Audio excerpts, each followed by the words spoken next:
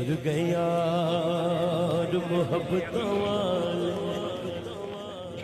ते ले गए लाली खासे दिल। और आज बड़ी अफसोसनाक खबर है जी, साडे मेरे बहुत ही प्यारे दोस्तान